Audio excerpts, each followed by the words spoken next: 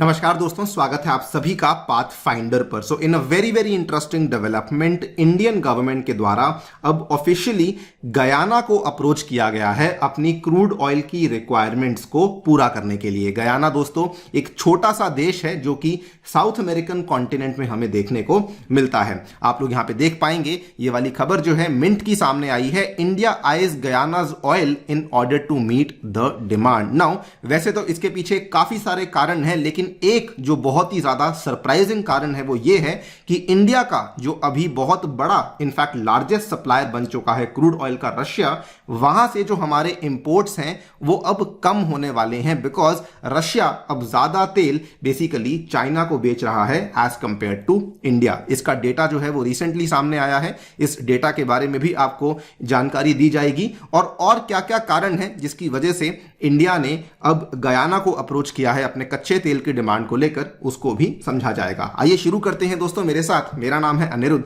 यदि आप लोग इस लेक्चर की पीडीएफ को डाउनलोड करना चाहते हैं, हमें फॉलो करना चाहते हैं, तो यहां पर दिए गए टेलीग्राम चैनल्स के माध्यम से ऐसा कर सकते हैं। ऑल्सो बताना चाहूंगा कि पाथ फाइंडर आपके लिए लेकर आया है अग्निपथ बैच, विशेष रूप से उन अभ्यर्थियों के लिए जो कि 2024 एवं 25 की तैयारी कर रहे हैं। इस बैच में दोस्तों आपको प्रीलिम्स, मेंस और इंटरव्यू सब तरह की तैयारी करवाई जाएगी। आपको 900 घंटे से भी ज्यादा की लाइव क्लास अवेलेबल करवाई जाएगी और ये बैच अवेलेबल हो रहा है मात्र 8,000 रुपए में। ये वाला जो प्राइस है ये केवल कल रात तक वैलिड है। आपने एनरोल नहीं किया है तो जल्दी से जाइए और इस बैच में एनरोल कर लीजिए। साथ ही में पाथ फाइंडर की टीम के द्वारा आपके लिए एक फ्री टेस्ट आयोजित किया जा रहा है जो कि आने वाले सैटरडे के दिन होने वाला है 13 मई को, जिसमें अगर आप एनरोल करते हैं तो टॉप रैंकर्स को काफी इनाम जीतने का मौका भी मिल सकता है। ध्यान रखिए कि ये जो पूरा का पूरा टेस्ट है ये दोस्तों यूपीएससी के पैटर्न के ही ऊपर डिजाइन किया गया है। ऑलराइट, सबसे पहले हम लोग गयाना का थोड़ा सा जो बेसिक फैक्ट्स हैं वो समझ लेते हैं। यहां पर इस फोटो में आप देख सकते हैं गयाना की लोकेशन। तो साउथ अमेरिकन कॉन्टिनेंट के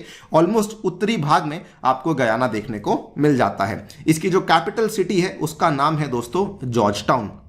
अगर कुछ इंटरेस्टिंग फैक्ट्स की बात करें तो ये साउथ अमेरिकन कॉन्टिनेंट में तीसरा सबसे छोटा देश है। सबसे ज्यादा छोटा देश जो है वो सूरीनाम आता है, नंबर 2 पे उरुग्वे आता है, नंबर 3 पे गयाना देखने को मिलता है। इसकी आबादी भी काफी कम है, सूरीनाम की सबसे कम है। This is the second least populace sovereign state in south America. और अगर हम लोग पॉपुलेशन डेंसिटी की बात करें तो पूरी धरती पे this is one of the least densely populated countries on the earth. इसके अलावा अगर हम लोग इसकी लोकेशन को थोड़ा और अच्छे से समझें तो गयाना के उत्तरी बॉर्डर पे हमें देखने को मिलता है अटलांटिक महासागर, हमें इसके वेस्टर्न बॉर्डर पे देखने को मिलता है वेनेजुला का देश, इसके ईस्टर्न साइड पे देखने को मिलता है सूरीनाम का देश और इसके सदर्न यानी कि दक्षिणी साइड में हमें देखने को ब्राजील देखने को मिल जाता है। यहां पर भी और इवन साउथ वेस्ट के साइड पे भी हमें ब्राजील देखने को मिल जाता है। इसकी अगर हम लोग बात करें तो ये पहले डच कंट्रोल पे था, उसके बाद ये ब्रिटेन के कंट्रोल में आया और उसके बाद यूनाइटेड किंगडम से इसको आजादी मिली 1966 में। तब से ये एक इंडिपेंडेंट स्टेट है और इसका जो करंट कॉन्स्टिट्यूशन है ये रिसेंटली 6 अक्टूबर 1980 यानी कि आज से लगभग 40 साल पहले ही बनाया गया है। नाउ आपको जानकर काफी हैरानी होगी कि इंडिया और गयाना के जो संबंध हैं वो दोस्तों काफी पुराने हैं। इनफैक्ट इतने पुराने हैं कि इंडियंस जो हैं वो आज की घड़ी में गयाना में सबसे लार्जेस्ट एथनिक ग्रुप बने हुए हैं जो ऑलमोस्ट कंप्राइज करते हैं about 40% of the Guyanese population.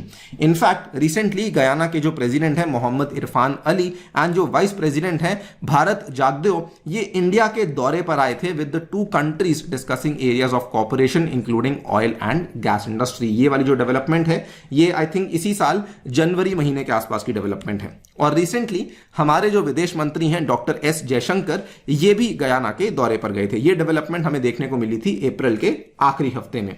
जब ये वहां पर गए इन्होंने मुलाकात करी गयाना के प्रेसिडेंट के साथ, गयाना के वाइस प्रेसिडेंट के साथ। ये जो आप देख रहे हैं he is the president of Guyana और ये यहां पर गयाना के वाइस प्रेसिडेंट हैं। और उसी मीट के दौरान इन्होंने इस डिमांड को सामने रखा कि हम लोग गयाना से कच्चा तेल को खरीदने में इंटरेस्टेड हैं।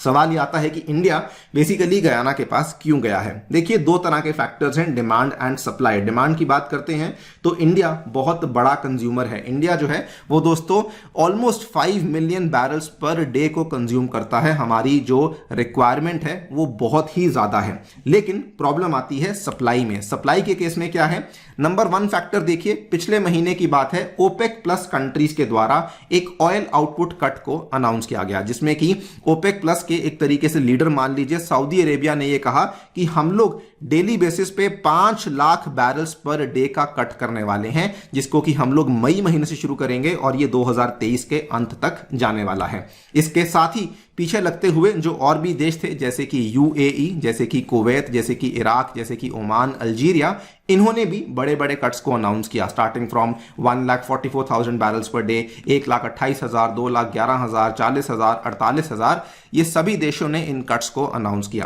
प्रॉब्लम क्या है कि ये कट्स तो अनाउंस किए ही किए, लेकिन ओपेक प्लस के जो कट्स होते हैं वो हमेशा एक झटके के साथ आते हैं, जिसमें कि इंडिया जैसे देश जिनकी रिक्वायरमेंट बहुत ज्यादा है उनको ज्यादा बड़ा झटका लग जाता है। सेकंड कारण जिसकी हम बात कर रहे हैं जो कि इंडिया को अफेक्ट कर रहा है वो ये है कि हम लोग रशिया से काफी भारी मात्रा में कच्चा तेल मंगवा रहे थे। इनफैक्ट अगर आप आंकड़ों को देखेंगे तो अभी तक हमारी जो रशिया से आयात होने वाला जो कच्चा तेल था उसकी मात्रा बढ़ते ही बढ़ते जा रही थी। इनफैक्ट अप्रैल का भी जो आंकड़ा सामने आया है बता रहा है कि इंडिया का जो टोटल ऑयल है उसमें 36.4% ऑयल वो हमने केवल और केवल रशिया से ही मंगवाया है। लेकिन इसमें जो हम रशिया से क्रूड ऑयल का वेरिएंट मंगवा रहे हैं वो दोस्तों यूराल का वाला क्रूड ऑयल है जो कि हमारे द्वारा मंगवाया जा रहा है। इसके अलावा जो दूसरे ग्रेड्स वाले क्रूड ऑयल हैं वो अब रशिया भारी मात्रा में चाइना को भेजने का प्रयास कर रहा है। उसका डेटा भी सामने आ चुका है कि India's imports of Russian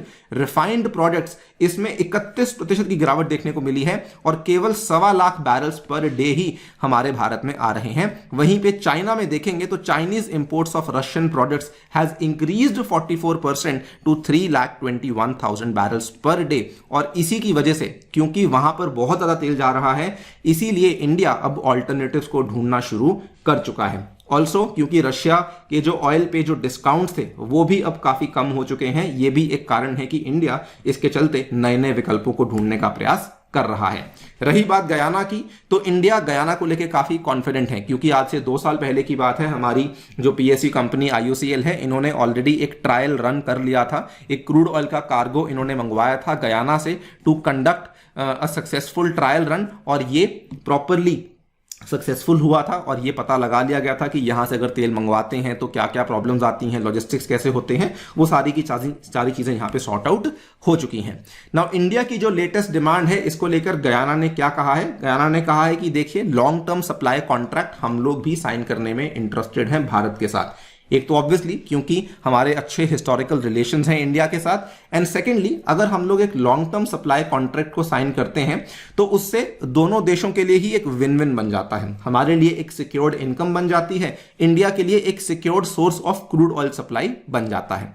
plus Guyana ने कहा कि देखिए हमारी आबादी वैसे भी बहुत कम है तो हमारी डोमेस्टिक डिमांड जो है वो बहुत ही कम है, हम वैसे भी एक अच्छा प्लेयर ढूंढ ही रहे हैं जिसको कि हम लोग हमारा कच्चा तेल बेच सकें। बताना चाहूंगा कि गयाना में एक्सॉन मोबिल नाम की कंपनी है जो कि सबसे बड़ा प्रोड्यूसर बनने वाली है और ये बताया जा रहा है कि सन 2027 तक इनकी जो प्रोडक्शन है ये एक दिन की almost 1.25 million barrels per day की हमें देखने को मिलने वाली है। तो इंडिया इसी प्रोडक्शन में से कुछ कट लेने की बात कर रहा है।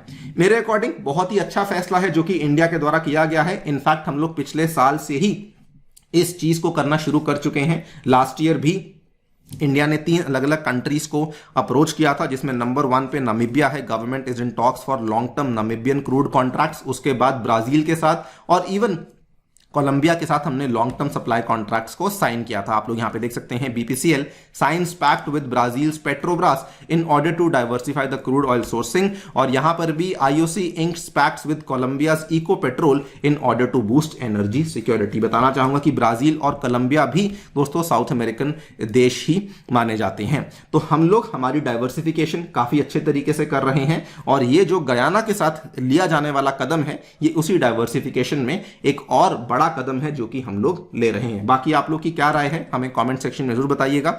ऑल्सो बताना चाहूंगा कि अगर आप अपनी UPSC स्ट्रैटेजी को लेके कुछ डाउट्स रखते हैं तो उनको क्लियर कर सकते हैं by watching the perspective series by pathfinder. Thank you so much for listening, stay tuned and stay safe.